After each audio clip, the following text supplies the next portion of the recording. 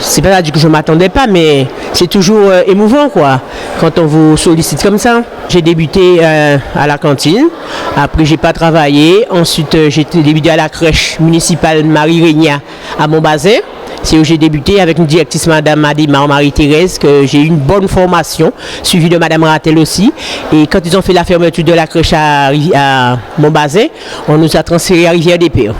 Et là, j'ai trouvé une autre équipe qui n'était pas pareille que celle que j'avais auparavant, mais j'ai su m'adapter et apporter ma pierre à l'édifice.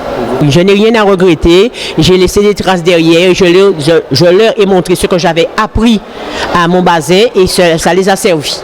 Avec le personnel, rien, pas de souci. J'ai toujours eu, j'avais pas de problème, tout se passait bien. Et les agents qui m'ont laissé, que j'ai laissé et que ça fait un an que je suis parti à la retraite, mais je l'ai vu, ils ont fait une exclamation pour moi. Je savais que je les attendais, quoi. Ils ont dit qu'ils voulaient me faire pleurer, mais non. Mais ça s'est bien passé. Eh bien, je leur dis de prendre patience, leur tour arrivera et bonne continuation. S'ils ont besoin de moi, je suis toujours à leur disposition. Toujours, moi, je trouve que c'est très important, très bien, que j'apprécie beaucoup. Voilà. C'est un jour spécial pour vous? C'est un grand jour pour moi et c'est une fierté. C'est une grande fierté pour moi de voir le nombre d'années que j'ai travaillé, 44 heures, et surtout qu'avec les enfants, alors je suis fière. Et terminer à la maison de patrimoine, c'est le patrimoine, hein, on apprend des choses et je suis contente, voilà. Oui, ça fait plaisir.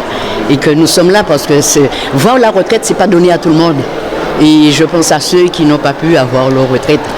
Surtout, beaucoup de courage et avancer, puisque la vie est difficile, parce que c'est ce mot que je dis souvent, la vie est difficile, c'est un combat à la ville. Alors, il ne faut pas baisser les bras, il faut avancer.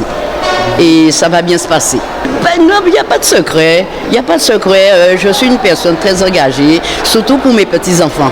Je les accompagne, j'aide et leurs parents. Et puis, j'aime faire des petits travaux manuels. Et puis, je ne vais pas m'ennuyer. Il y a à faire. Je dis un grand merci à Monsieur le maire. Et je lui souhaite beaucoup de courage. Et bonne année, la santé. Et je lui dis encore merci. Et merci à tout le conseil municipal. Et voilà.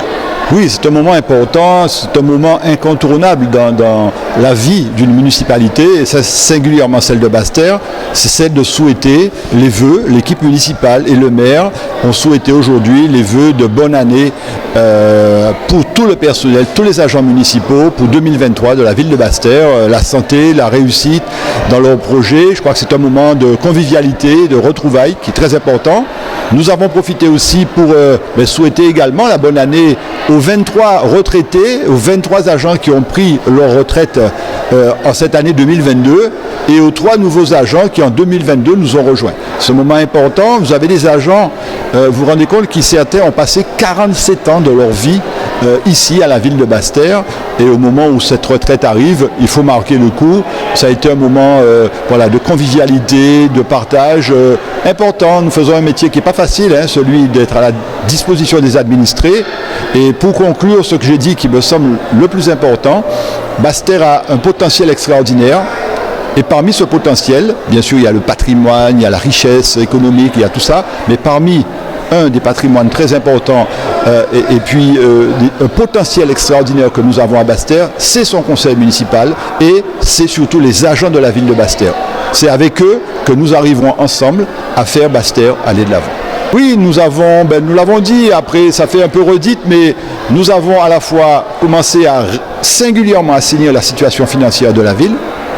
Nous avons, alors que nous étions encore dans la période où nous avions annoncé un redressement financier, bien que nous soyons en plein redressement financier et que la situation s'améliore, nous n'avons pas attendu l'amélioration de la situation financière pour pouvoir commencer les projets. Des projets ont eu lieu. Les 3 terrains de sport, Sportons-nous bien dans les quartiers, Mahatma Gandhi qui a été reconstruit, la rue de la République qui a été refaite, l'espace France Service, la crèche de Rivière-des-Pères à 650 000 € complètement rénovée qui est en cours. Donc on a fait des choses et on va continuer en 2023 puisque la situation s'améliore. On compte beaucoup sur la requalification du parking Horizon qui est un véritable gouffre financier. Et si en 2023 c'est bien parti, on arrive à reprendre ce parking et lui donner une autre destinée, parking et commerce, la situation financière de la ville sera nettement améliorée et nous continuerons donc les projets pour Basse-Terre. Je crois beaucoup en Basse-Terre, Basse-Terre ville capitale, et 2023 sera une belle année.